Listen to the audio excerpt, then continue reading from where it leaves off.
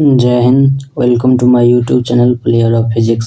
आज हम लोग साइंस के सब्जेक्टिव क्वेश्चन पढ़ेंगे जो 2022 के एग्ज़ाम के लिए मोस्ट इम्पॉर्टेंट है और एग्ज़ाम में बार बार पूछे जाते हैं।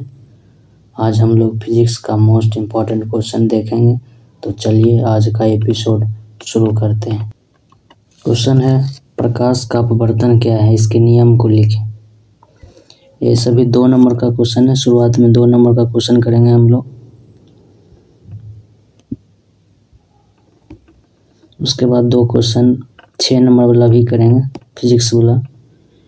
तो ये प्रकाश का अपवर्तन क्या है, इसके नियमों को लिखे। 2 नंबर में पूछता है, इसको पॉइंट वाइज करके लिखना है। तो प्रकाश के 2 नियम होते हैं, आप लोग तो पढ़े ही होंगे। आपतित किरण और अपवर्तित किरण था आपतन बिंदु जो होता है सभी, ये हुआ अभिलंब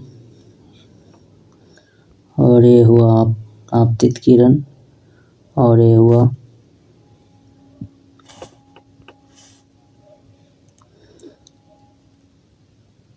अपवर्तित किरण। तीनों जो होता है एक ही बिंदु के एक ही तल पर होता है। दूसरा नियम है साइन आई बटा साइन आर, म्यू बराबर साइन आई बटा साइन आर। इस तरह पॉइंट वाइज करके लिखना और फिगर ड्रॉप कर देना। चलिए तो अगला क्वेश्चन देखते हैं। उत्तल दर्पण और अवतल दर्पण में अंतर लिखिए। ये क्वेश्चन बहुत बार पूछा गया है, ये 2 नंबर का पूछता है, बहुत ज़्यादा ये पूछा जाता है, मोस्ट इम्पोर्टेंट क्वेश्चन है, हमेशा ही पूछते रहता है। तो अवतल दर्पण तो होता है ऐसे धंसा हुआ भाग और ऐसे पेंट किया होता है, ये अवतल होता है। और उत्तल ऐसे उठा हुआ भाग रहता है और धंसा हुआ भाग पेंट किया हुआ रहता है। तो इसका मेन अंतर क्या है, इसमें यही है को जो परावर्तन करने वाला भाग रहता है इसमें धंसा हुआ रहता है और इसमें उठा हुआ रहता है। इस अवतल दर्पण में वास्तविक और आभासी दोनों प्रकार के प्रतिबिंब बनते हैं, जबकि उत्तल दर्पण में केवल आभासी प्रतिबिंब बनते हैं। इसमें अवतल दर्पण में उल्टा और सीधा दोनों प्रकार के प्रतिबिंब बनते हैं और इसमें सीधा ही प्रतिबिंब बनते हैं। इस तरह चार में से 3 या 2 भी लिख दीजिएगा, कोई दिक्कत नहीं होगा। वास्तविक तथा आभासी प्रतिबिंब में अंतर क्या है, ये भी मोस्ट इम्पोर्टेंट क्वेश्चन है। वास्तविक प्रतिबिंब उसे कहते हैं जिसको पर्दा पर उतारा जा सकता है और वास्तविक प्रतिबिंब हमेशा उल्टा बनता है। आभासी प्रतिबिंब को पर्दा पर नहीं उतारा जा सकता है, लेकिन ये हमेशा सीधा बनता है और दर्पण के पीछे बनता है। ये भी बार बार क्वेश्चन पूछे जाते हैं, 2 नंबर में पूछे जाते हैं। अगला क्वेश्चन है, प्रकाश का प्रकीर्णन से आप क्या समझते हैं। प्रकाश का प्रकीर्णन से मूल रूप से आप समझिए तो किसी छोटे छोटे कण पर जो प्रकाश पड़कर छितरा जाता है, इसी घटना को कहा जाता है प्रकाश का प्रकीर्णन। जैसे कि हवा में धूलकण रहता है और भी बहुत कुछ रहता है, उसी पर पड़कर छितरा जाना, प्रकाश का इधर से उधर छितरा जाना, उसी को प्रकीर्णन कहा जाता है। उसी को अपना भाषा में लिख दीजिएगा। प्रकाश के प्रकीर्णन के कारण ही आसमान जो दिखाई देता है नीला दिखाई देता है। ये क्वेश्चन ऑब्जेक्टिव भी बहुत बार पूछा है, आसमान किसके कारण नीला दिखाई देता है, प्रकाश के प्रकीर्णन के कारण। अपवर्तनांक को परिभाषित करें। हीरा का अपवर्तनांक 2.42 है, इस कथन का क्या अभिप्राय है। अपवर्तनांक के बारे में पूछ रहा है। अपवर्तनांक किसे कहते हैं, अपवर्तनांक होता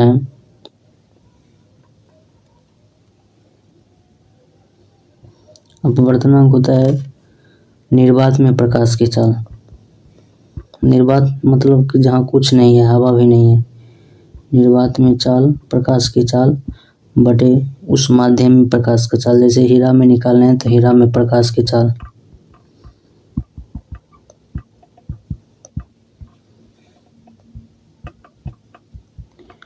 इस तरह इसका अगर 2.42 है तो इसका मतलब वो निर्वात में जो प्रकाश का चाल होगा उसके तुलना में इसका 2.42। इसी तरह फार्मूला से तुलना कर देना है और पॉइंट वाइज लिख देना है। पॉइंट वाइज लिखने के बाद नंबर ज़्यादा मिलता है, थोड़ा स्पष्ट लगता है, दिखने में बढ़िया लगता है और एग्जामिनर को पढ़ने में भी ठीक ठाक होता है।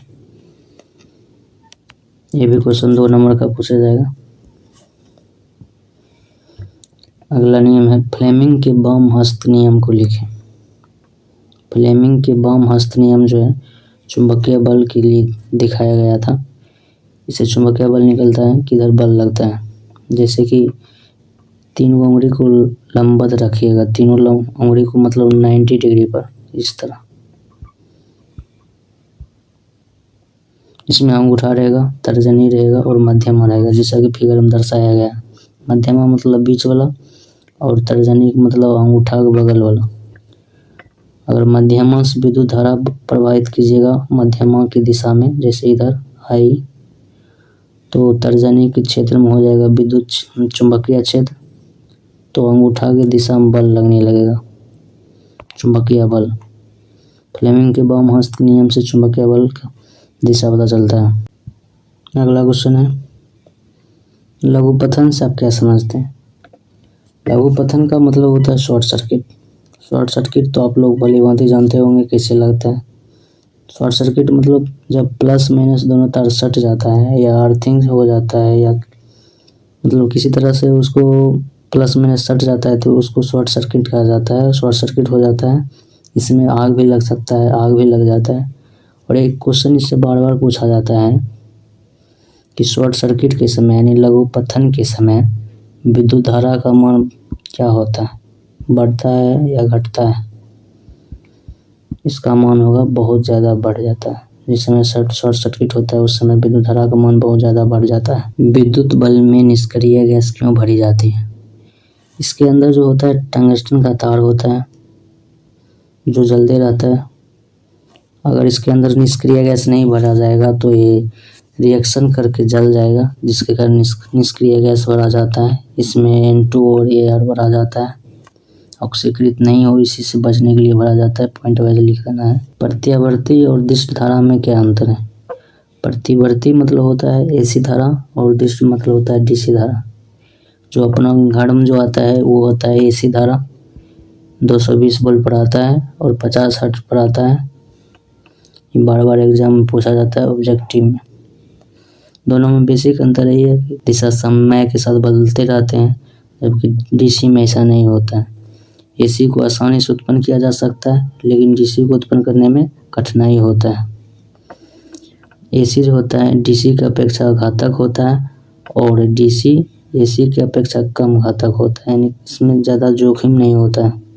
यही है बेसिक अंतर, आप लोग लिख दीजिएगा। उसके बाद आता है 6 नंबर वाला क्वेश्चन। ये फिजिक्स से 6 नंबर का पूछा जाता है।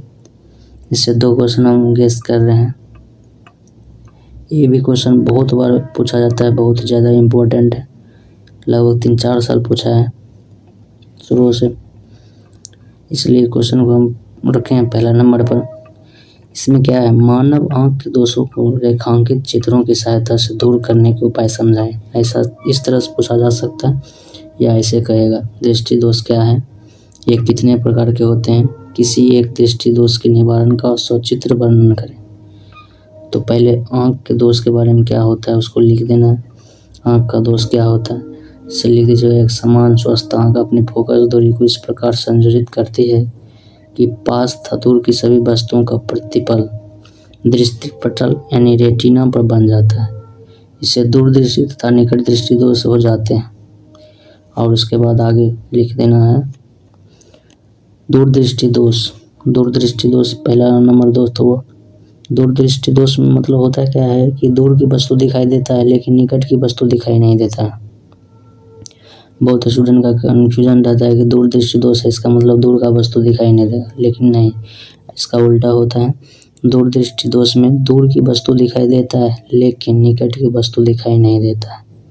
तो उसका कारण क्या है, पॉइंट वाइज लिखना है आंसर। दूरदृष्टि दोष का कारण क्या है, दूरदृष्टि दोष में नेत्र का गोलक जो होता है ये वाला, ये छोटा हो जाता है और लेंस का आँख का जो लेंस होता है, आँख का लेंस इसका पतला हो जाता है और फोकस दूरी बढ़ जाता है। जो लेंस होता है ये बहुत ज़्यादा पतला हो जाता है जिससे इसका फोकस बढ़ जाता है। जिसके कारण इसका जो प्रतिबिंब बनना चाहिए रेटिना पर बनना चाहिए, लेकिन रेटिना के पीछे बनने लगता है, जिसके कारण इसको दिखाई देने में प्रॉब्लम हो जाता है निकट की वस्तु को। इसको दूर करने का उपाय क्या है? इसको दूर करने का उपाय है उत्तल लेंस। उत्तल लेंस लगाने के बाद ये दूर हो जाता है। फिगर बना के आपको समझा देना है। अगला दृष्टि दोष है निकट दृष्टि दोष। निकट दृष्टि दोष में होता है कि निकट की वस्तु दिखाई देता है लेकिन दूर की वस्तु दिखाई नहीं देता, जस्ट उल्टा। निकट की वस्तु तो दिखाई देता है लेकिन दूर की वस्तु दिखाई नहीं देता है। दूर दृष्टि में क्या होता है? दूर की वस्तु दिखाई देता है लेकिन निकट की वस्तु दिखाई नहीं देता है। इसका कारण है कि इसका लेंस जो मोटा हो जाता है, इसका लेंस मोटा हो जाता है आँख में, जिसके कारण फोकस दूरी घट जाता है और रेटिना पर बनने की जगह प्रतिबिंब रेटिना के आगे बन जाता है यहाँ पर, जिसके कारण स्पष्ट दिखाई नहीं देता है दूर की वस्तु। निकट दृष्टि दोष को दूर करने के लिए अवतल लेंस का प्रयोग किया जाता है।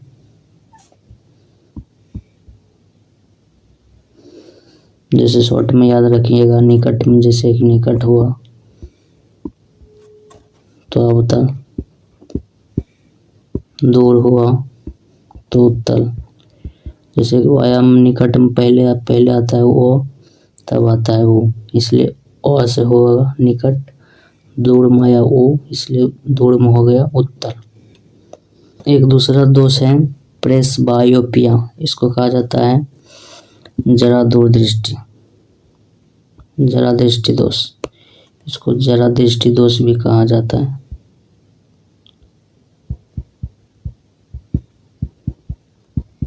इसमें क्या होता है कि न तो निकट की वस्तु दिखाई देता है और न ही दूर की वस्तु दिखाई देता है, यानी दोनों प्रॉब्लम हो जाता है, निकट और दूर दोनों वाला प्रॉब्लम हो जाता है, जिसके कारण इसमें दोनों लेंस लगाना पड़ता है। उत्तल लेंस और अवतल लेंस दोनों प्रकार का लेंस लगाना पड़ता है चश्मा में, जिस लेंस को बाइफोकल लेंस कहा जाता है, इसलिए इसका उपचार है बाइफोकल लेंस।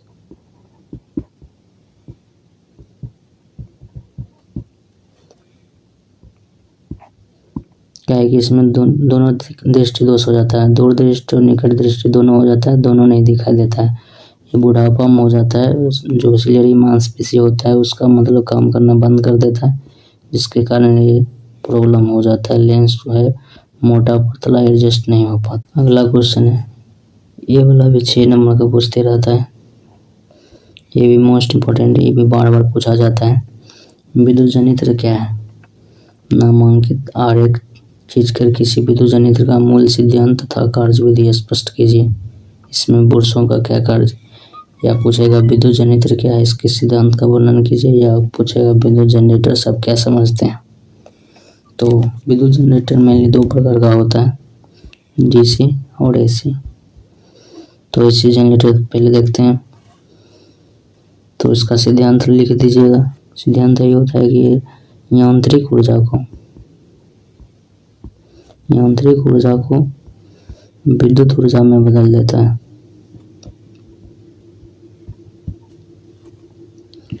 उसके बाद 21 नियम पर काम करता है, ये फ्लेमिंग के दाएं हाथ का नियम पर काम करता है, यानी जो होता है चुंबकीय प्रेरण वाला, उस पर ये काम करता है। इसके प्रमुख पार्ट ऐसे हैं, आर्मेचर, क्षेत्र चुंबक, slip ring, 2 carbon brush. Armature जो होता है चुंबक के अंदर होता है, मतलब वो घूमने वाला को आर्मेचर कहा जाता है, ऐसे होता है, ये घूमने वाला होता है आर्मेचर, और यहाँ होता है चुंबक, ऐसे करके।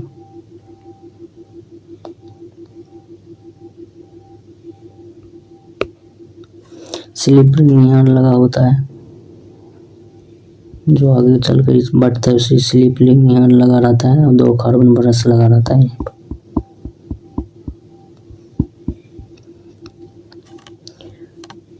एसी जनरेटर में स्लिप रिंग पूछ देता है क्वेश्चन में, एसी में क्या लगा रहता है? एसी में रहता है स्लिप रिंग,